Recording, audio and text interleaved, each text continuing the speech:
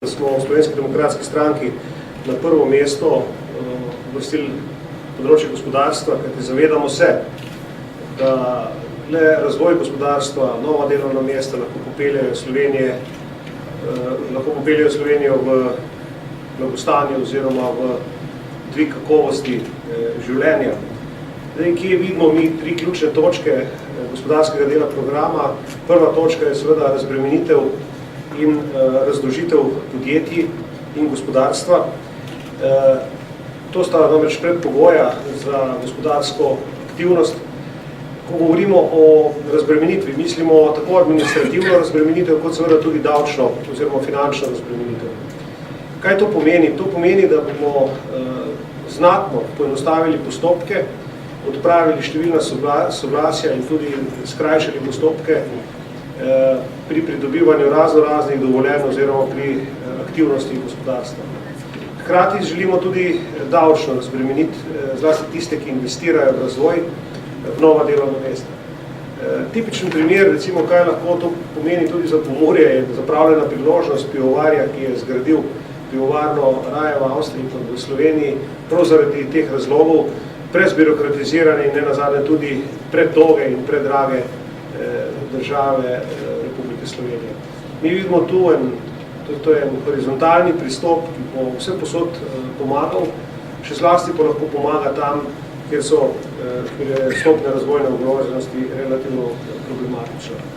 Seveda problem predstavljajo tudi prezadolžena podjetja, vendar razdolžitev zgolj z reprogramom bančnih posojil ni mogoča, če se ne oživijo tudi ostali trgi.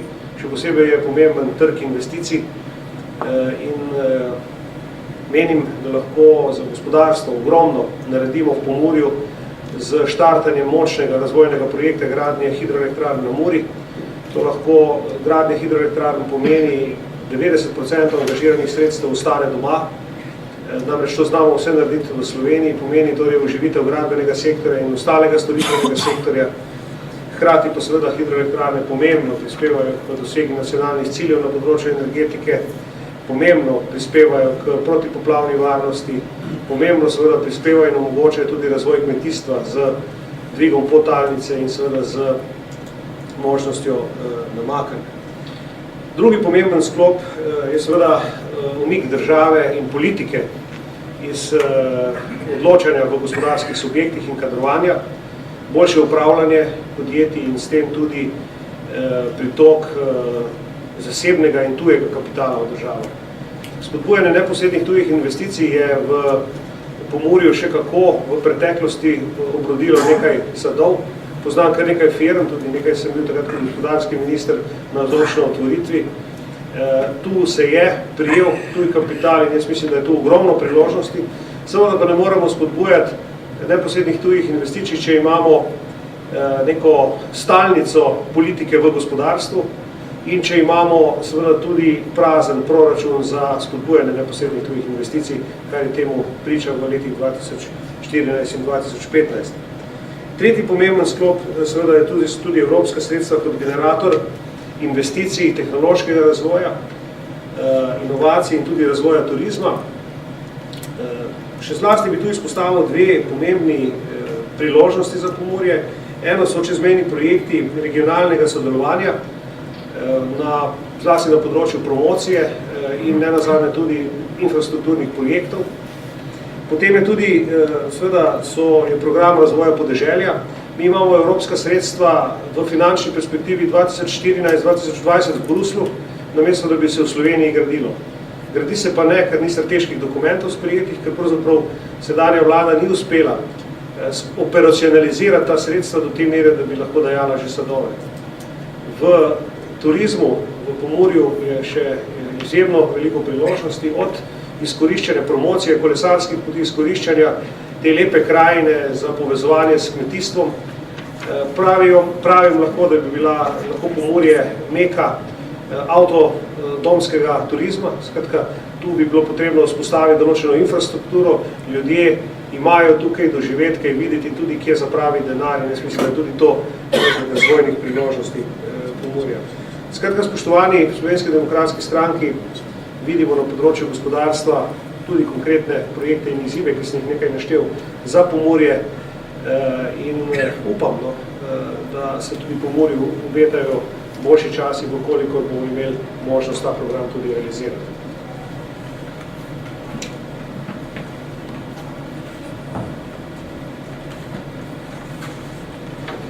Pozdravljeni.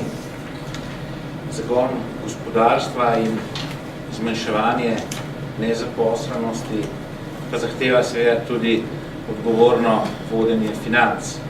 Odgovorno vodenje financ predvsem v smeri, da bodo predvsem država in paradržavne inštitucije potrošile na dolgi rok, že na srednji rok toliko, kolikor dejansko ustvarimo.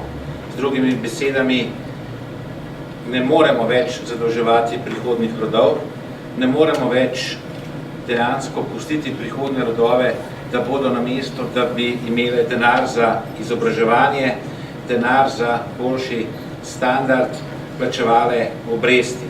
Skratka, ta generacija nima moralne pravice, da bi še naprej zadolževalo državo, tako kot se je to dogajalo v zadnjih 6 letih. S tem, ko bomo uredili finance, pa bomo seveda vzpostavili tudi pogoje za javne in zasebne investicije. Skratka, finance ne bodo delovale tako, da bi kakorkoli onemogočale javne in zasebne investicije, spodbujali pa bomo seveda odgovorno lastništvo, tudi s tem, da bomo, pridobili odgovorne partnerje, tiste investitorje, ki bodo seveda tudi družbeno odgovorni. V Slovenski demokratski stranki ne bomo uvajali novih davkov in ne bomo povečevali starih davkov. Z drugimi besedami, v Slovenski demokratski stranki ne bomo predlagali kakršnega koli zakona o davku na nepremičnine. Navsezadnje nepremičnine so že danes obdavčene z 3 različnimi dajatvami in navsezadnje ta sistem danes deluje. Nikakor ne bomo šli v smer, da bi kmetje, podjetniki plačevali davke na nepremičnine, ki služijo seveda za to, da se ustvarja dodana vrednost. To je dejansko še ena obremenitev. Še več, naredili bomo določene spremembe na dohodnini in tudi v smeri, da bomo rešili obdavčitev tako imenovanih delovnih migrantov. Mi vemo, da v tem okolju nekaj tisoč, lahko govorimo tudi o 10 tisočih, 20 tisočih, se pravi, ti ljudje delajo v sosednji Avstriji, nekateri delajo tudi v sosednji Italiji, nekateri delajo tudi na Hrvaškem in seveda v manjši meri tudi na Madžarskem. Za njih je treba urediti obdavčitev, kajti nesprejemljivo je, da s tem, ko v Sloveniji zaradi nezaposlenosti, zaradi velikega števila nezaposlenih, so si ti ljudje poiskali delo čez mejo, zato se vozijo dnevno ali tedensko v drugo državo in so zaradi tega tudi neenakomerno obdavčeni v Sloveniji. V letu 2006 in letu 2007, tudi v letu 2008 je bila ta obdavčitev urejena. Ljudje niso plačevali prekomernih davkov, prekomerne dohodnine. Z letom 2009 pa je zadeva šla svojo pot. Rešitev, ki je bila v zakonu o dohodnini, ni bila najbolj primerna, zato jo je razveljavilo Ustavno sodišče, sedaj pa je treba poiskati novo rešitev. Mi bomo poiskali novo rešitev kot prvo v sporazumu o izogibanju dvojnega obdavčenja z Republiko Avstrijo. Seveda gre tukaj za to, da morate biti obe strani za to, da se to reši v tem sporazumu. Jaz mislim, da je to možno tudi v nekaj členih to narediti in to razmeroma hitro, predvsem zaradi tega, ker ta sporazum dejansko že obstala in tukaj je treba narediti samo dopolnitev. Če to ne bo možno, bomo seveda to uredili v okviru domače zakonodaje. Bomo pa tudi zadevo prekomerne obdavčitve internacionalizirali. Kot morda nekateri veste, je tudi naš evropski poslanec, dr. Milan Zver, naredil določene korake, tako da bo obvestil inštitucije v Evropski komisiji, obvestil tudi avstrijsko finančno ministrstvo in avstrijsko ministrstvo za zunanje zadeve, tako da bi ti postopki stekli čim hitreje. To je naš program tudi za to regijo in mislim, da bomo seveda s tem razbremenili ljudi in seveda jim omogočili večje blagostanje, gospodarsko rast in seveda nova delovna mesta.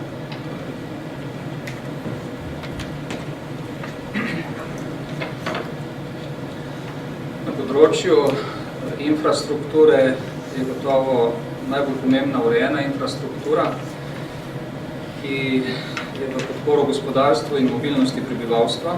Iz tega razloga zaveza, da bodo do leta 2020 obnovljene državne ceste, prenovljena železniška infrastruktura na obeh prednostnih železniških koridorjih ter zgrajeni oziroma v gradnji manjkajoči odseki avtocest.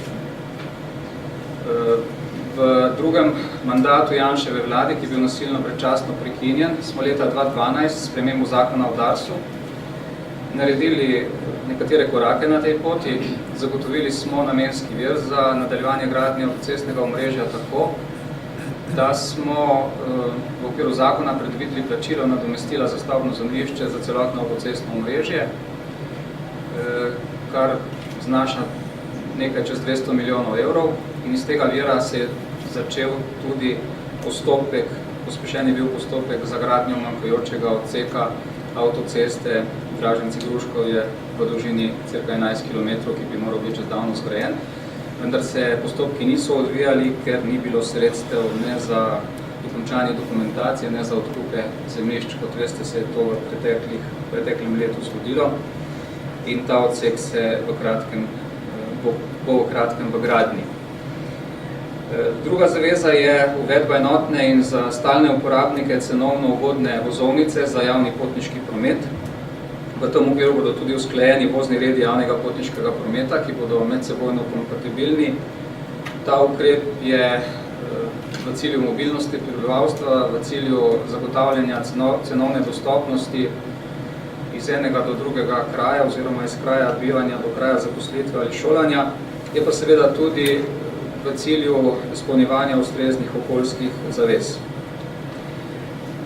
Tretja zaveza je bila že omenjena in tudi tukaj jo omenjamo zaradi tega, ker gre za pomembno področje. Birokratski postopki ne bodo več ovira za investitorje, zaradi tega bodo prenovljene gradbena, prostorska in okoljska zakonodaja. To je cel sklop, ki v pomembnem delu onemogoča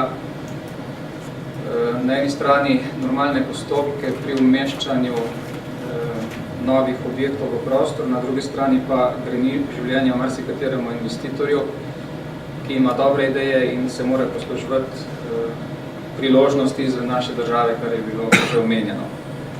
Vzpostavili bomo trg nepremičnin in povečali dostopnost do stanovanj. Trg sicer imamo, vendar ne deluje, že nekaj časa je mrtev. Preko prenosa na slabo banko imamo nekaj tisoč stanovanj, ki so prazna in ne služijo ničemer. Preko finančne scheme v okviru Stanovanjskega sklada Republike Slovenije bomo zagotovili vsem najem teh stanovanj, s tem, da jih bodo lahko kasneje odkupili, plačilo najemnine zanje pa se jim bo štelo kot plačilo dela kupnine. In peti cilj, energetsko varčna in okolju prijazna Slovenija.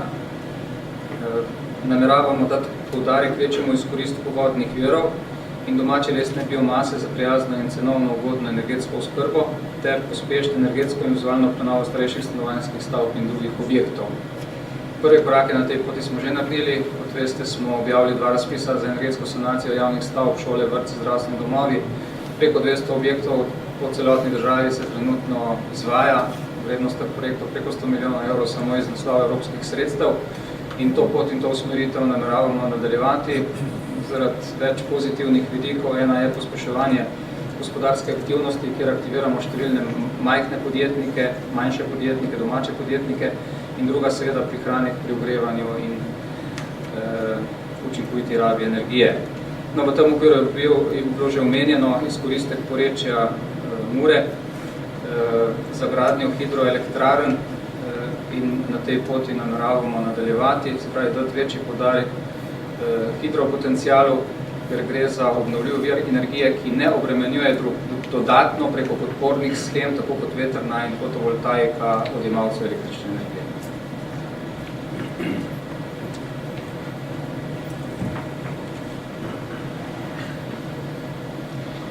Pozdravljeni. Kmetijstvo v Sloveniji bo postala pomembna gospodarska dejavnost, katere osnovno vodilo in poslanstvo bo zagotavljanje hrane vsem prebivalcem naše države. Posledično to pomeni tudi nova delovna mesta, ohranjanje podeželja in pa razvoj turizma.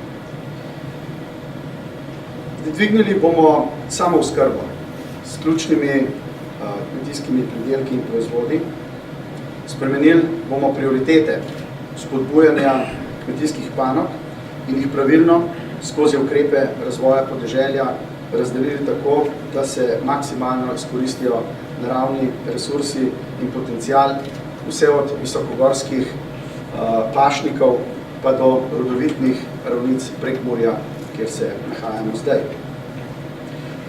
Izredne naravne danosti tukaj v tem delu Slovenije niso izkoriščene tako, kot bi lahko bile. Termalna energija podzemnih voda, ki ogreva rastlinjake, ne more biti ekskluzivna pravica samo nekaterih oziroma določenih ljudi. Prav tako to ne sme biti podtalnica in odvzete vode iz vodotokov za namakanje poljščin. Prekmurje mora ponovno postati žitnica Slovenije. Živinoreja ima svoj domicil na gričevnatem svetu, to je naše stališče že vse skozi, kjer lahko košno-pašni sistem uskrbi tolikšen stale živine, ki jo pač tista pokrajina prenese. Veliko večji pomen v tej regiji pa dajemo Slovenski demokratski stranki pridelavi poljščin, ki morajo najti trg ne zgolj v Murski Soboti, ampak tudi v Ljubljani oziroma po vseh večjih mestih po Sloveniji. Pojavi se torej vprašanje znanja in organiziranosti tako pridelave kot predelave in distribucije poljščin.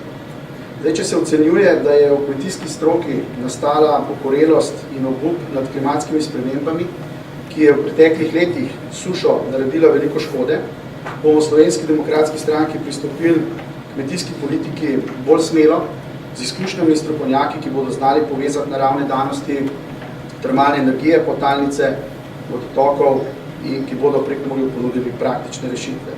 V Slovenski demokratski stranki smo prepričani, da ima take strokovnjake tudi Prekmurje, a mogoče do sedaj niso bili dovolj slišani.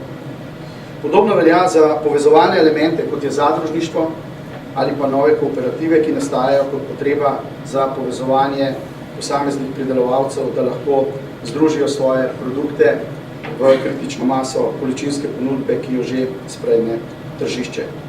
Spodbudili bomo tudi živilsko-predelovalno industrijo, ki bo te pridelke dodelala, predelala in ponudila tržišču. Na področju okolja bomo uredili problematiko komunalnih in ostalih odpadkov ter rabe surovin na način, da bomo spremenili zakonsko podlago, ki ureja razmerje med državo in lokalno skupnostjo na področju ravnanja z odpadki in uvedli stimulativne gospodarske ukrepe, ki bodo zagotovili delovna mesta na področju zbiranja in predvsem predelave odpadkov. In še tretji poudarek je pa zagotovo obnova lesno-predelovalne industrije. Les je izjemen naravni potencial Slovenije, ki ni izkoriščen v zadostni meri. Reformirali bomo sistem koncesij za upravljanje javnih gozdov s ciljem seveda boljšega izkoriščanja in domače predelave lesa.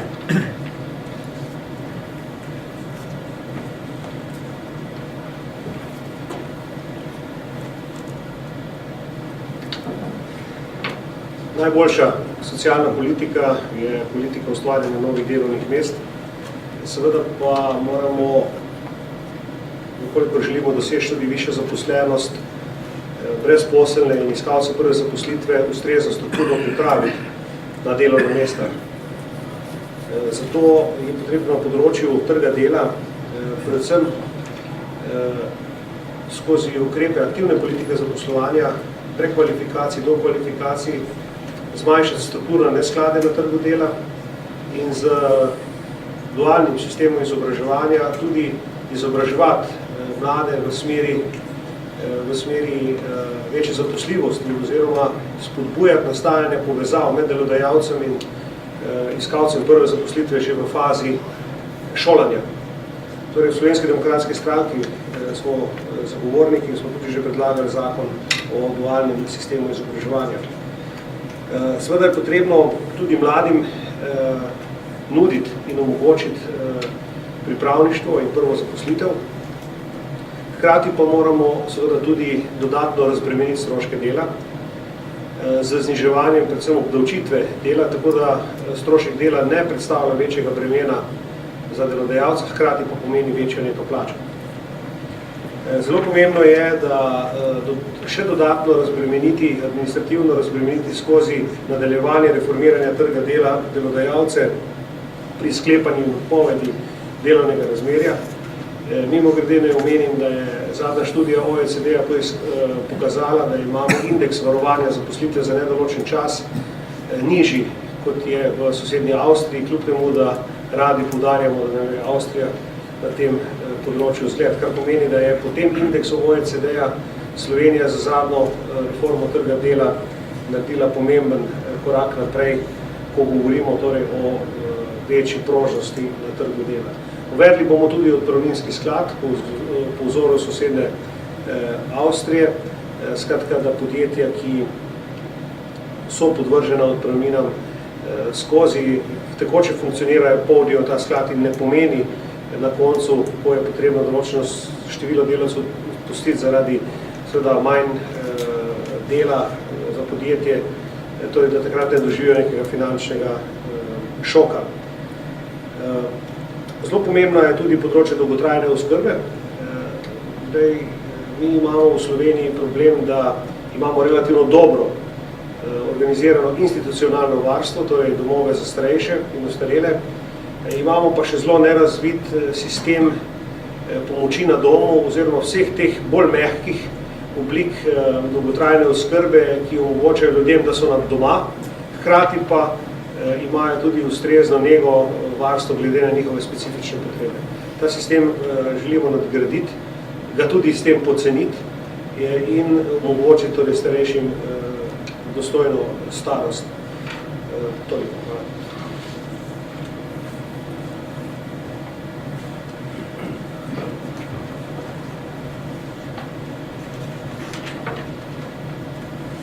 Zdravje je eden najpomembnejših elementov za kakovost življenja. Tega se vsi zavedamo in tega se mora zavedati tudi odgovorna oblast. Zdravstvo pa je žal že 15 let, bi lahko rekli, v krizi in z vsakim letom cagavosti vlade na tem področju se kriza poglablja. Je pa pomembno, v čem je pravzaprav kriza slovenskega zdravstva. Zagotovo ne v strokovnosti. Znanje in nove tehnologije pritekajo v Slovenijo permanentno iz zahodne Evrope in Amerike oziroma s zamikom 2 do 3 let. In slovenska medicina je na evropskem nivoju. Problem slovenskega zdravstva je v vodenju, v celi vertikali vodenja sistema zdravstva. Za to vodenje pa je najprej odgovoren minister, ki ga že skoraj 1 leto nimamo, potem seveda šefi oddelkov, klinik in podobno. Zakaj ne teče organizirano to vodenje, je pa seveda krivo še to, da je pravzaprav slovensko zdravstvo eden zadnjih stebrov socializma, kjer so bili vsi pa nihče odgovorni, kjer je samo upravljanje teklo in vemo kam. V 3 točkah, kaj naj bi bodoči mandat oziroma tisti, ki bi bil odgovoren za zdravstvo, moral storiti, je seveda najprej državljanom zagotoviti pravičnost in preglednost obravnave. Pravičnost in preglednost. Preskakovanje čakalne dobe, to je krivično. Nepregledno. Obravnava enega po teh načelih, drugega po višjih standardih je zopet krivično. Vsekakor pa mora se vzpostaviti ta sistem, ki bo tudi ugradil in upošteval načelo, da pravzaprav odnos zdravstvene službe do bolnika, do pacienta mora biti grajen na elementih in načelih pravičnosti oziroma enakosti, rekli bi socialnega načela.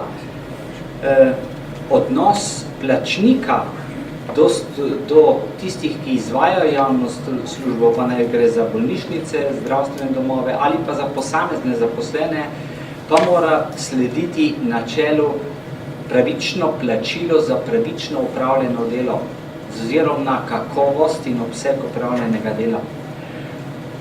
Drugič je potrebno reorganizirati zdravstveno službo v smislu vodenja, kot sem rekel, in sicer to, kar se dogaja, recimo znan primer za otroško kirurgijo v ljubljanskem kliničnem centru, to je smešno, da se minister s tem ukvarja. Zakaj pa imamo generalnega direktorja kliničnega centra? Zakaj imamo šefe posameznih oddelkov in klinik?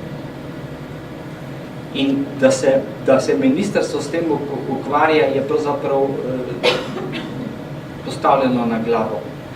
Če posamezni šefi ne morejo opravljati svojega dela odgovorno in učinkovito, potem je ali niso sposobni, ali ne znajo, ali pa nimajo mehanizmov, vzvodov, da bi tako solidno vodili zdravstvo na nižjih nivojih. In verjetno je vsega pomalo. To seveda je kriv sistem, za katerega je odgovorna vlada. Zdravstveno zavarovanje pa seveda moram reči, da mi ne bomo ukinili dopolnilnega prostovoljnega zavarovanja. Zakaj? Zakaj uvajamo tudi prostovoljno dopolnilno pokojninsko zavarovanje in ga želimo vzpodbuditi? Zaradi tega, ker ni več nobenega sistema, da bi samo z obveznim zavarovanjem, samo z davkom lahko zagotovili standard, bodi si pokojnine, bodi si zdravstvene oskrbe, kakršnega bi pravzaprav potrebovali. Želimo pa narediti red na tem področju, preglednost in tudi v tem smislu postaviti jasna načela, za katere storitve, za kater program se plača iz obveznega zdravstvenega zavarovanja in za kater program iz dopolnilnega. Mislim, da je prav zaradi nejasne razdelitve glede košarice pravic veliko nesoglasja, veliko prepirov pravzaprav in tega pravzaprav velikega problema se nihče doslej ni lotil. Tudi Zavod za zdravstveno zavarovanje, ki bi moral na tem področju ne več narediti, ne opravlja svoje funkcije. Torej, to so samo glavna načela. V našem programu, ki ga imamo, je tako kot v drugih resorjih v teh kratkih minutah možno navesti samo načelne stvari. V teh programih je navedeno, kako bomo to dosegli. In v samem programu vsak resor je tudi izdelal bolj podroben program, tudi tukaj so pravzaprav povzetki tega programa, bolj podroben program, ki pa vsebuje resnično, kako, kdaj in na kakšen način bomo, če nam bo seveda dano, to tudi dosegli. Hvala.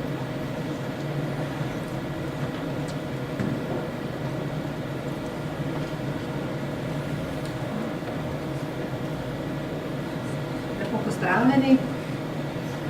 V izobraževalnem prostoru je pomemben visokošolski znanstveno-raziskovalni sektor, ki mora biti odprt in ga bomo naredili odprtega in konkurenčnega in ga povezali z visokotehnološkim gospodarstvom. Vendar to ne more biti le v Ljubljani, Kopru in Mariboru. Ta prostor mora biti tudi v regijah, kot je Prekmurje. Zato je za nas decentralizacija na tem področju zelo pomembna. Dualni sistem je del srednjega strokovnega šolstva, ki bo omogočal mladim priti do zaposlitve, do kakovostne zaposlitve, hkrati pridobivati tudi delovno dobo, vanj pa se bodo lahko vključevali tudi odrasli brezposelni in tako rešili svoj problem in pridobili dodatne kompetence. Ne ob tem omenim tudi težavo, ki pesti Slovenijo, to je širokopasovno omrežje, brez katerih pa prenosniki in tablice v šolah, ki jih obljubljamo, ne bodo delovali. Zato bomo dokončali svojo zavezo, da bomo celotno Slovenijo in seveda Prekmurje v prvi vrsti povezali s širokopasovnim omrežjem.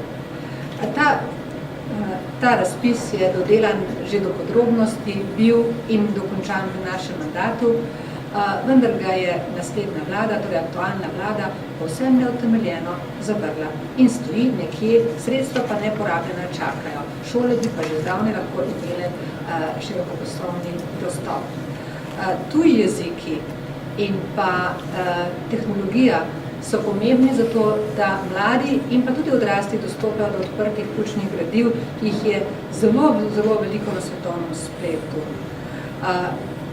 Čas, ki ga šole popoldne preživijo same zapuščene, lahko prepustimo mladim, ki bi lahko začeli, najuspešnejšim mladim, ki končajo izobraževanje in začnejo tudi svoje start-upe. Ne omenim še projekt Dvig kulturnega in socialnega kapitala, ki dviguje izobrazbeno strukturo vsem odraslim, ki imajo otroke, povezava med znanjem oziroma izobrazbo staršev in pa tudi otrok je pa znano in povzroča tudi višji učni uspeh poleg naporov v šoli. Povezava podjetništva, vzgoja mladih, že od mladih nog za podjetništvo je pomemben segment našega programa. Jaz vas vabim, da si naš program preberete, omogoča inovativnost, ustvarjalnost, možnosti za vse, mlade in odrasle, tako za njihov intelektualni razvoj, kako tudi za zaposlitve. Hvala.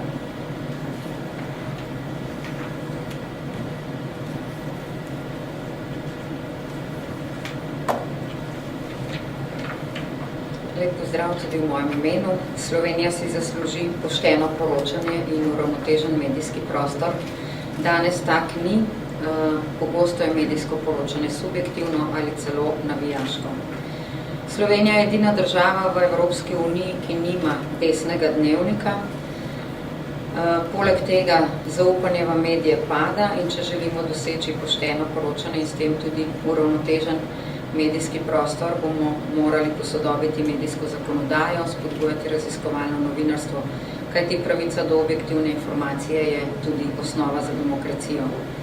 Modernizirali bomo javni zavod RTV Slovenija in zagotovili, da se bo del sredstev iz RTV prispevka zagotovil, torej da bo sofinanciral tudi regionalne televizije. Spodbujali bomo kulturo, ki izhaja iz slovenskega izročila in temelji na domoljubju, identiteti, velikih zgodovinskih osebnostih in dogodkih iz slovenske zgodovine. Spodbujali bomo ustvarjalnost skupin in posameznikov, zagotovili več slovenske glasbe in kvoto, ki je sedaj nastavljena na 30%, dvignili na 51%. Vendar ne več na dan, pač pa na uro, kajti dogajale so se zlorabe, da se je slovenska glasba predvajala v večernih oziroma nočnih urah. Naredili bomo vse potrebno za obnovo kulturnih spomenikov, kulturne dediščine in poskrbeli tudi za vzdrževanje letih.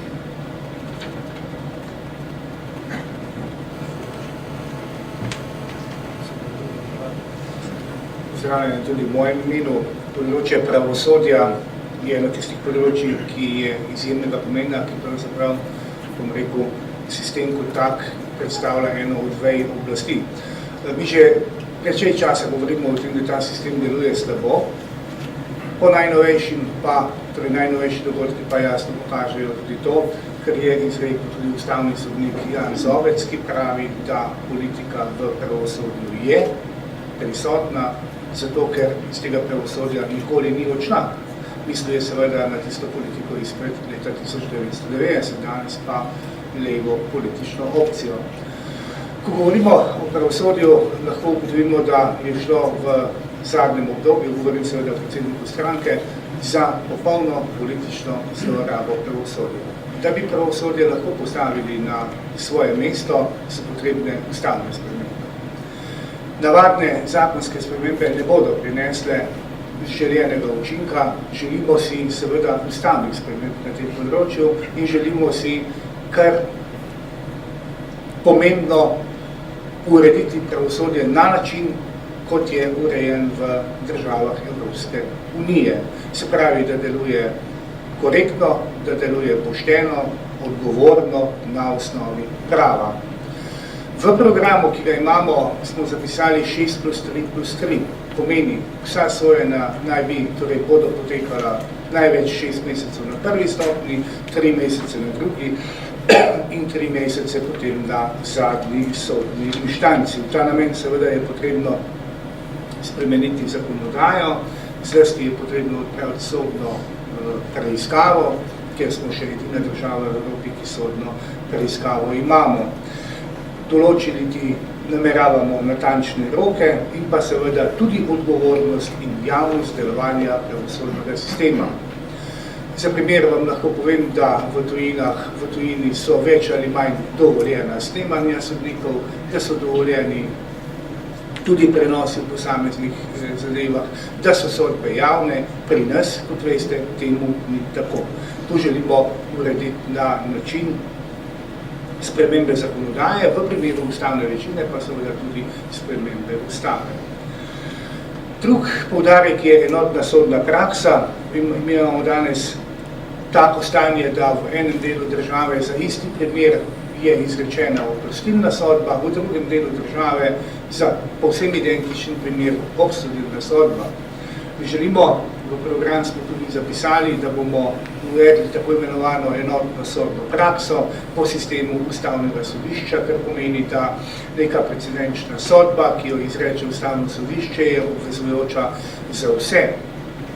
Pomeni, da bo tudi sodbe vrhovnega sodišča imele podoben učinek. Odpraviti nameravamo tudi tako imenovano vračanje na sojenje nazaj na prvo stopnjo ali pa na drugo stopnjo, če želite iz druge na prvo. Mi smo to že imeli v zakonodaji 6.8, pa je potem prišlo s prihodom Pahorjeve vlade do spremembe nazaj na staro stanje. Zaplemba premoženja, naj omenim samo še to točko. Glejte, mi smo torej premoženja nezakonitega izvora, 2 leti je zakon v veljavi in Slovenija ima 3 postopke v vrednosti 4 milijonov evrov, ki seveda še tečejo. Noben postopek ni zaključen. Irci ali pa v Srbiji so v prvem letu delovanja zakona zaplenili premoženje tudi več 100 milijonov evrov. To pomeni kaj? Da nameravamo spremeniti zakonodajo na tem področju in seveda ob pospešenem delovanju sodišč, zdaj pa tožilstva, bi si lahko obetali, da tudi na tem področju naredimo korak naprej, tako kot so ga v drugih državah. Hvala.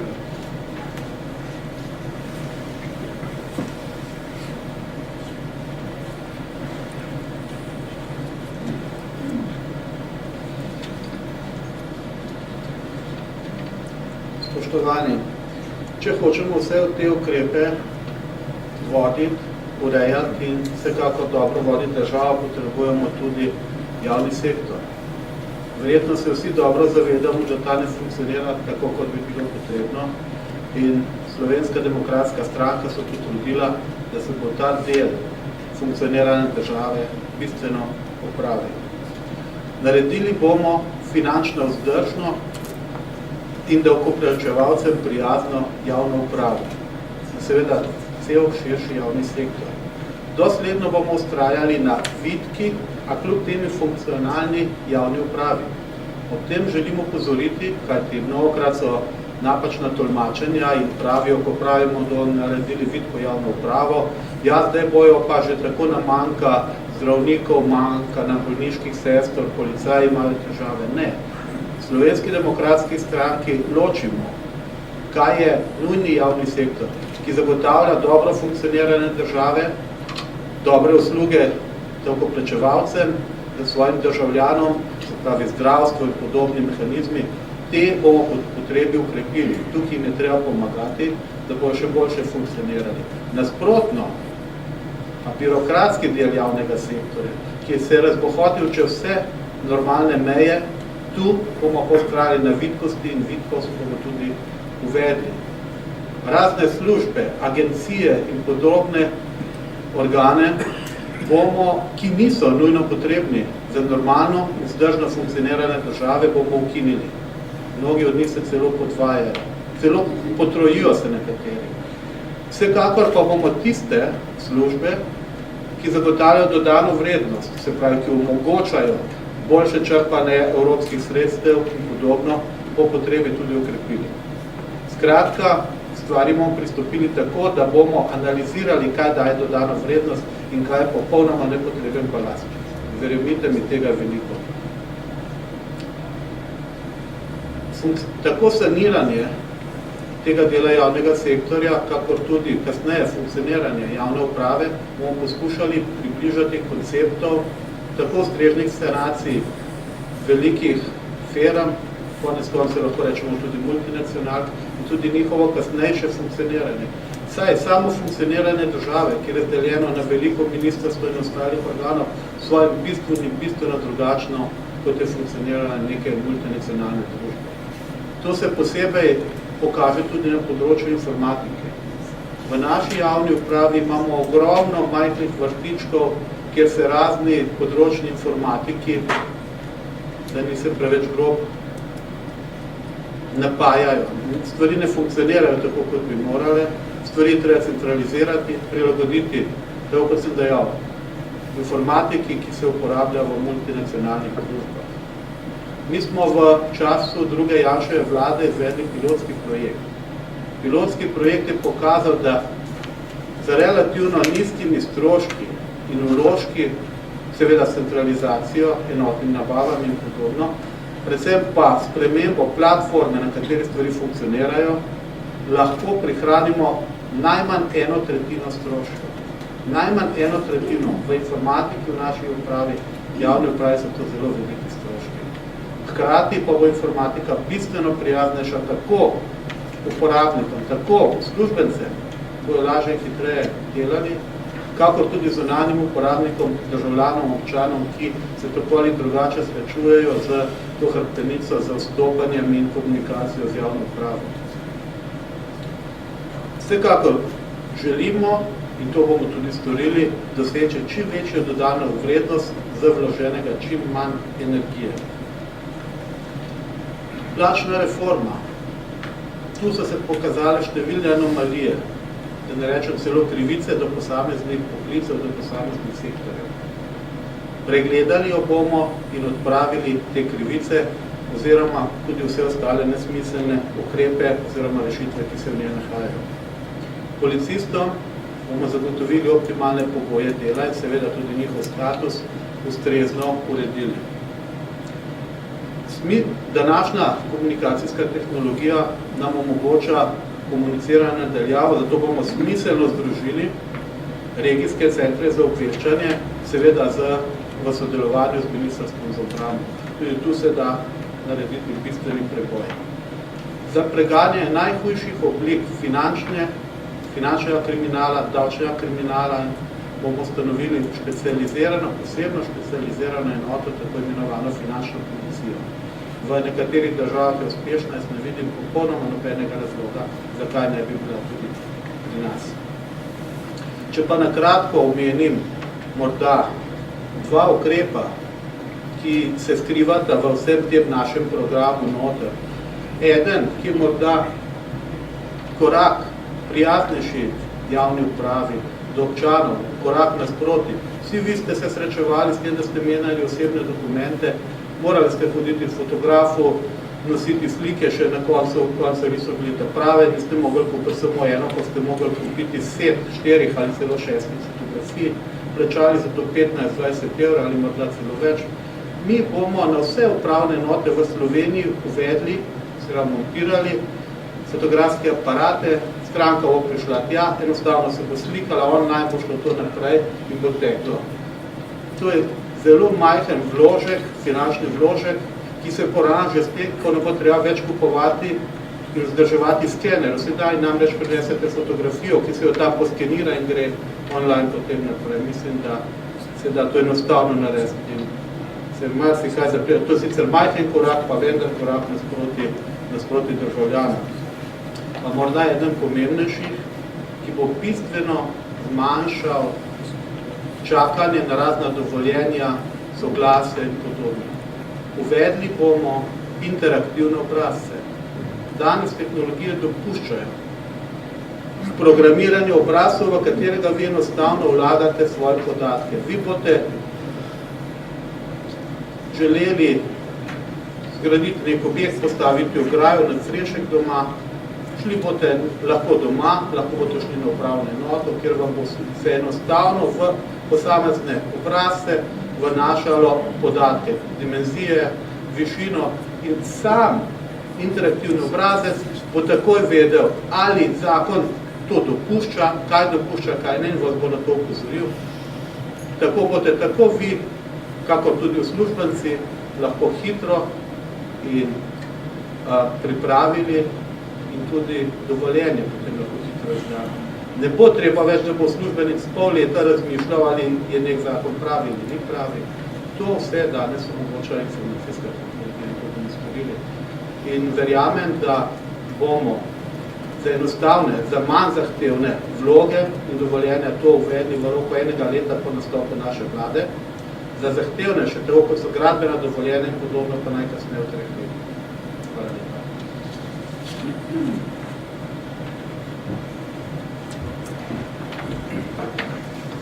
Lep pozdrav vsem skupaj. V odboru za obrambo ugotavljamo, da sta gospodarska in finančna kriza prinesli številne izzive tudi na obrambnem področju. To je bilo od vseh področij zmanjševanjem finančnih sredstev najbolj prizadeto. V odboru za obrambo oziroma v Slovenski demokratski stranki bomo dana finančna sredstva načrtovali realno ter jih potem tudi optimalno in pa racionalno uporabili. Pri tem bomo izboljšali sistem upravljanja in vodenja. Vemo, da sta sistem zaščite in reševanja in pa obrambni sistem oba del Ministrstva za obrambo, hkrati pa gre tukaj za dva ločena podsistema, sistema nacionalne varnosti. Pri tem je prvi, to se pravi Slovenska vojska, profesionaliziran in centraliziran, drugi sistem zaščite in reševanja je pa decentraliziran in temelji predvsem na prostovoljstvu in pa na 3 ravneh, to se pravi lokalni, regionalni in pa državni. Kar se kaže kot neučinkovito posebno še v večjih nesrečah, zato bomo sistem zaščite in reševanja optimizirali in pa seveda centralizirali, kar pomeni, da recimo v večjih naravnih nesrečah ne bo več lokalna skupnost tista, ki bo odločala o angažiranosti Slovenske vojske, ampak bo to storila vlada na podlagi posvetovanja s Svetom za nacionalno varnost. Izvedli bomo optimatizacijo in racionalizacijo stroškov, posebno v upravnih strukturah Ministrstva za obrambo, civilne zaščite in reševanje ter poveljniško-štabne strukture, in pa ustanovili bomo obrambni štab. S tem se bomo izognili nepotrebnim podvajanjem funkcij znotraj ministrstva, recimo kadrovski, finančni, logistični in tako naprej. Del teh sredstev bomo namenili za optimizacijo sredstev, ki se jih uporablja ob večjih naravnih nesrečah in katastrofah, to se pravi za prostovoljce, za gasilsko opremo in tako naprej. Del pa bomo namenili za nakup opreme za zaščito in reševanje za Slovensko vojsko, ki jih bo potem lahko uporabila v primeru naravnih nesreč in katastrof. Vzpostavili pa bomo tudi vojaško strateško rezervo. Doktrino o tej je že sprejela druga Janševa vlada tik pred koncem mandata, kar pomeni, da bomo mlade preko izobraževalnega sistema spodbudili, da se vključijo v to vojaško strateško rezervo. Ta vojaška strateška rezerva pa bo potem služila kot pomoč že obstoječim strukturam, pri zaščiti in reševanju v primeru hujših naravnih in drugih nesreč. Hvala lepa.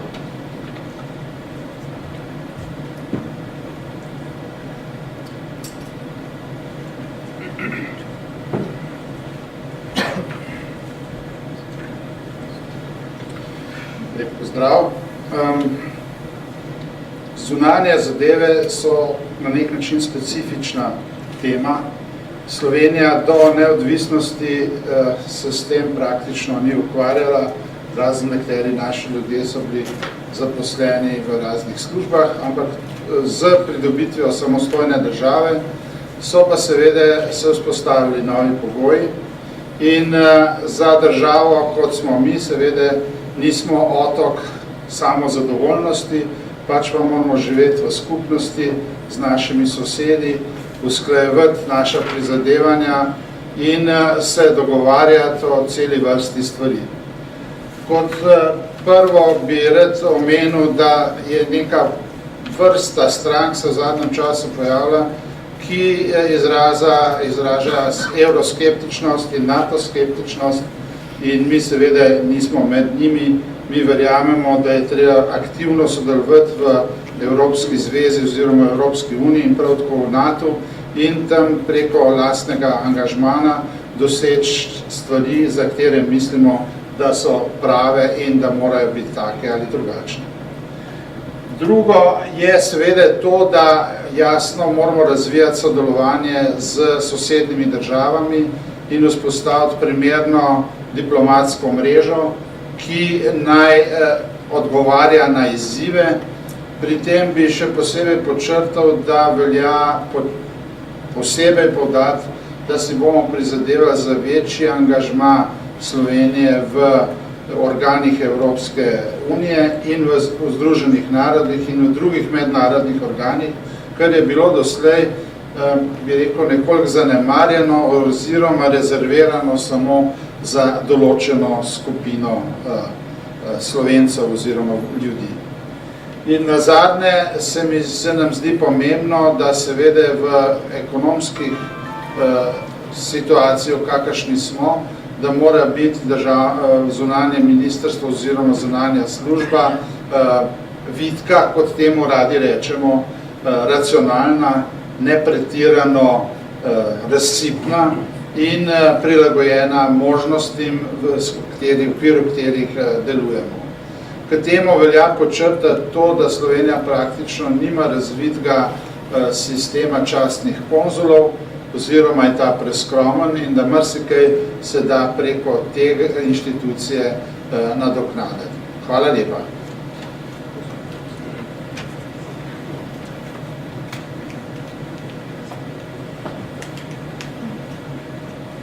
Lepo pozdravljeni vsi zbrani tudi z moje strani. Slovenska demokratska stranka je na glas povedala nekaj, kar pravzaprav je skoraj čudno, da doslej smo to prav skoraj da nismo slišali. Sicer, da Slovencev nas je ne samo 2 milijona, pa je, da nas je 2 milijona in pol. In polovica, in torej 500 tisoč ljudi, ki pripada enemu in istemu narodu, živi izven meja naše matične države. Živimo v sosednjih državah, v Italiji, v Avstriji, na Madžarskem, na Hrvaškem in živimo posod po svetu. Zamejci, tako imenovani in zdomci. In da Slovenska demokratska stranka posveča tudi temu delu slovenskega naroda ustrezno pozornosti, že samo dejstvo dokazati je dejstvo, da pravzaprav tukaj govori nekdo, ki prihaja iz tega okolja. V času prve Janševe vlade smo dobili zakon, ki je uredil to področje in dobili smo ponovno načelnika urada za Slovence za zamejstvo po svetu, ki ima status ministra. Ta status je bil uveden takoj v prvi osamosvojitveni vladi in se potem vseh naslednjih letih vlada unižal do statusa državnega sekretarja. To je tudi pravni okvir, znotraj katerega se slovenska država sooča s tem vprašanjem in sooča se, kot sem dejal, v dveh sklopih, v odnosu do zamejcev in do odnosu do zdomcev. Zlasti v zamejstvu smo Slovenci organizirali relativno dobro na nivoju civilne družbe z našimi organizacijami, krovnimi organizacijami, ki skrbijo predvsem za narodno zavest in podpora finančna, ki prihaja iz Republike Slovenije, ki je bila v zadnjem Bratuškovem mandatu prvič v zgodovini drastično znižana za približno 1 200 000 evrov, gre za zneske, ki ne bodo žal rešili slovenskega proračuna, lahko pa tudi zelo hudo in boleče vplivajo na obstoj in razvoj manjšin v našem sosedstvu.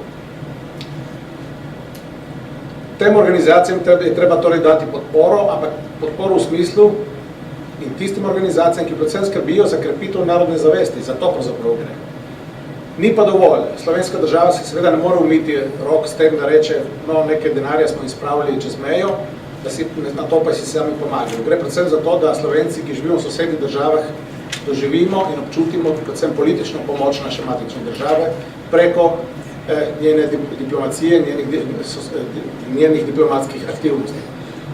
Predvsem gre za to, da moramo doseči, da se pravice, narodne pravice, ki so ali pa ki jih še ni, uveljavijo konkretno v življenju, predvsem pa tudi to, da konkretno Slovenci, ki živimo v sosednjih državah, smo lahko tudi dejansko zastopani v izvoljenih organih, parlamentih, deželnih in državnih, tistih držav, v katerih živimo, tako kot ima Slovenija zgledno urejeno to vprašanje za manjšine, ki živijo na njenem območju, za italijansko in za madžarsko. Kot sem prej dejal, je ogromno ljudi živi po svetu, v diaspori. Izselili so se iz političnih razlogov, izselili so se iz ekonomskih razlogov in pravi čudež je, kako te narodne skupnosti v Južni Ameriki, v Severni Ameriki, drugod po Evropi ohranjajo ljubezen do svojega jezika, znanje in poznavanje svojega jezika. Prav v tem času je na obisku v Republiki Sloveniji skupina Slovencev iz 4. generacije, argentinskih Slovencev, ki odlično govorijo slovensko in je naslov prav tega obiska slovenski čudež v Argentini. In tem je treba posvečati, zrasti mladi je treba posvečati posebno pozornost, da lahko se učijo še naprej slovenskega jezika in da ohranijo vezi s svojo matično državo. Ogromno je tudi ljudi, ki se izselijo, ki so se izseljevali, ki se žal še vedno selijo zaradi gospodarskih razlogov. Imamo po svetu vse polno strokovnjakov na najrazličnejših področjih in ta beg možganov moramo poskušati sedaj spremeniti v fenomen kroženja možganov. Moramo dati možnost, da se vračajo nazaj v Slovenijo, da dobijo priložnost v Sloveniji in odpreti vrata naših slovenskih institucij, izobraževalnih, znanstvenih in tako dalje, da ponovno lahko ohranijo ta stik s svojo matično državo in tudi prispevajo nekaj k svoji matični razvoj naše države.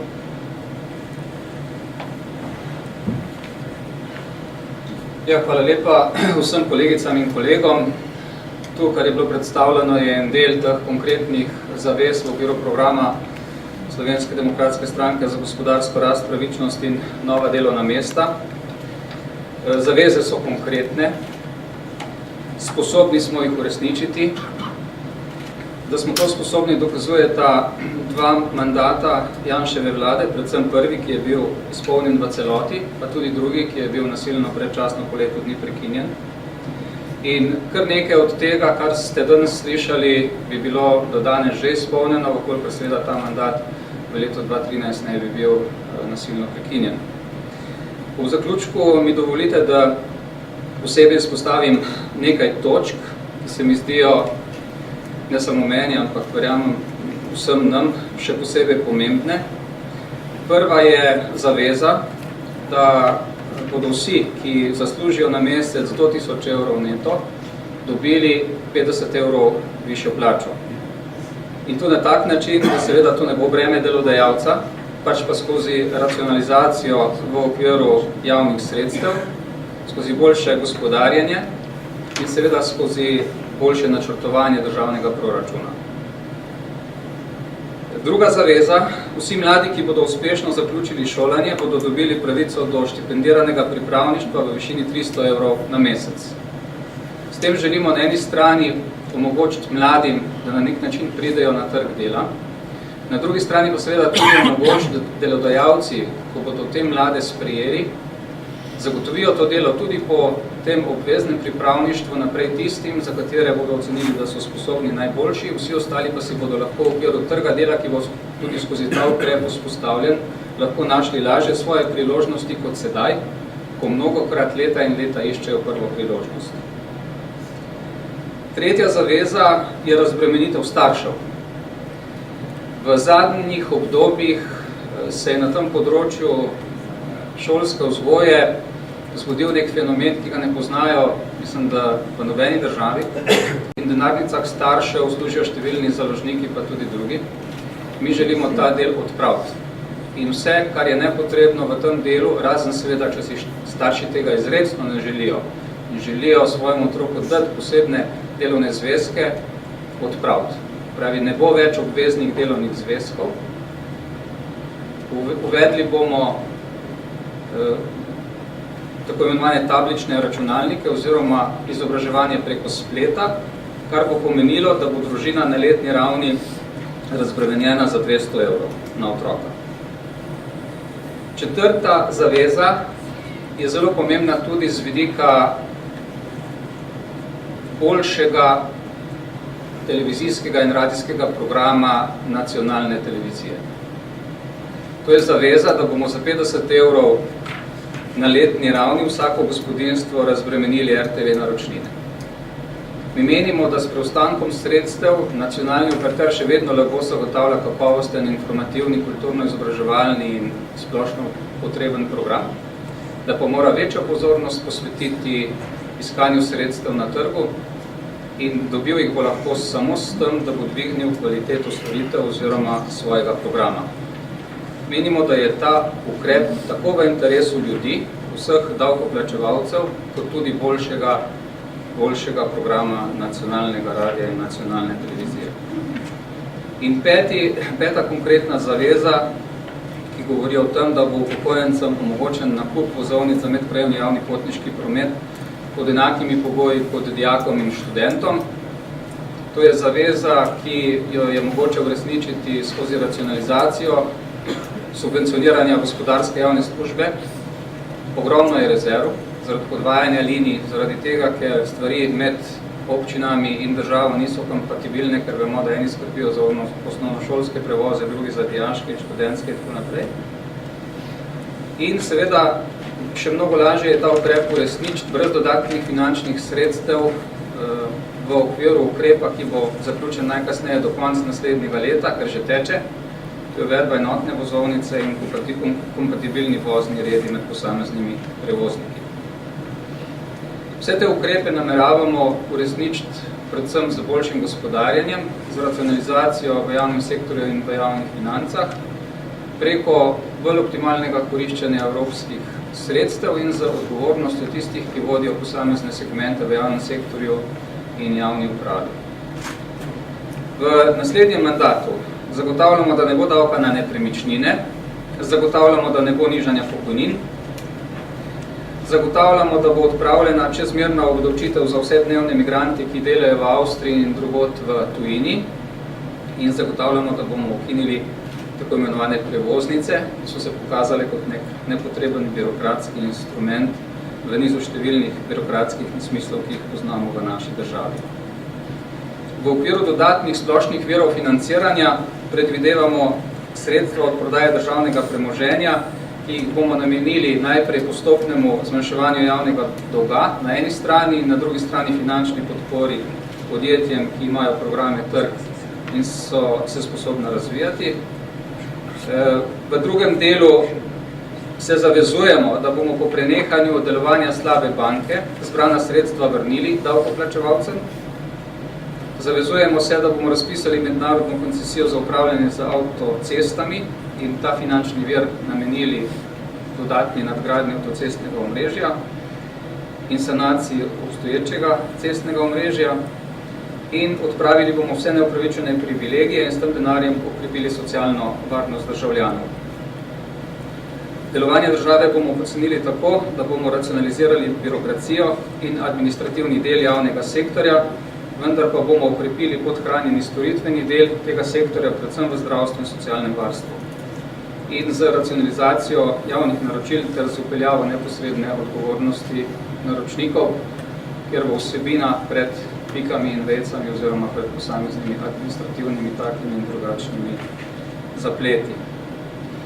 Danes smo se na seji strokovnega sveta, ki smo imeli ob 10 in potem kasneje so se nam pridružili tudi kandidatki in kandidatke iz 8. volilne enote, pogovarjali o tej regiji, o stanju v tej regiji.